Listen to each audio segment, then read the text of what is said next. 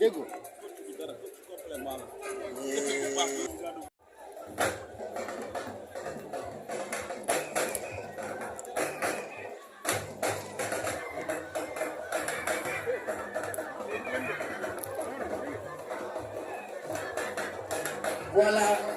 ma fàttali leen suba zone 1B mooy jël relais bi première heure Walidane yaakaar gi deuxième heure.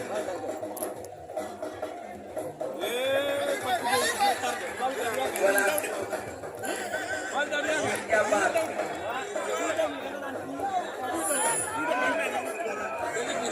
Deuxième heure olympique Jàmbaar. Ma fàttali leen AS Kaffrine reprendre sortie du numéro 15.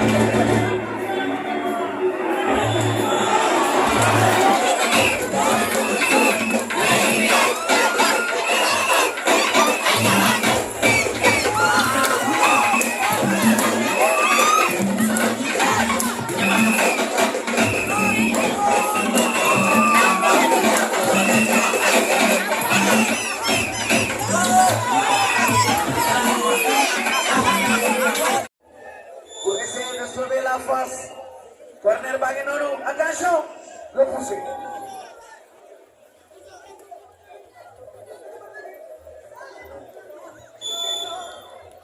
Voilà, donc merci beaucoup. Comme vous l'avez dit tout à l'heure, on a joué 2 matchs. On a fait 2 matchs nuls. Premier match contre Djoko, deuxième match contre Étoile. Aujourd'hui, on a joué avec l'AS Ravi, on a perdu. Mais on a joué avec calme, on a joué avec sérénité, mais c'est la loi du football. On a perdu malheureusement 2-0. Moi personnellement, je n'attendais pas ça à ça. Voilà, parce que Rai, c'est une équipe comme toutes les équipes, mais je n'ai jamais pensé qu'il va nous faire 2-0 sur le terrain. Donc, qu'est-ce qui n'a pas marché? Bon. Aujourd'hui, je peux dire que nous avons une très bonne équipe, mais lorsque Rai a marqué, dès les premières minutes, j'ai vu la réaction de mes jeux, ils voulaient tout au coup égaliser. C'est ce qui fait que le maximum de mes jeux ont joué comme des jeux offensifs, parce que lorsque Diao a commis le penalty, il y avait Diao seul qui était là-bas et les autres. Il a essayé quand même de jouer sur le ballon, mais malheureusement il a joué sur les pieds de l'autre joueur. Comment comptez-vous préparer votre prochaine sortie? Voilà, donc comme tous les matchs, on va essayer de le préparer sérieusement, venir pour gagner le match. Nous allons faire comme les autres matchs, comme les autres équipes. Nous allons respecter l'équipe, nous allons essayer de voir, ou bien de massifier, essayer d'apporter aussi toutes les ressources pour pouvoir gagner le match. Voilà, merci.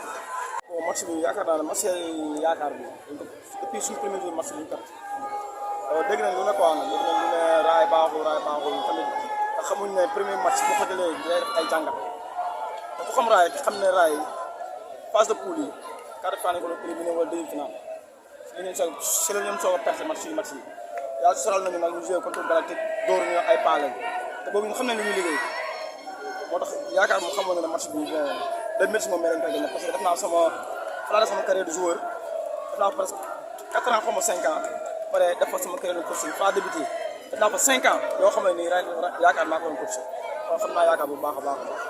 nekk ci poule bi tey nga am 6 points gëm na ni team bi moom fi mu ne bon sama objectif man mais sama xel pay bi laa sama objectif pay bi laa soxla ñu ko waaw comme ni ñu waajalee ñëpp dañ koy waajalee Jokko match boobu tamit nekkul match bi yomb foofu tamit dañ fa bëgg a gagné tamit 3 points pour suñu qualification gën a leer incha allah.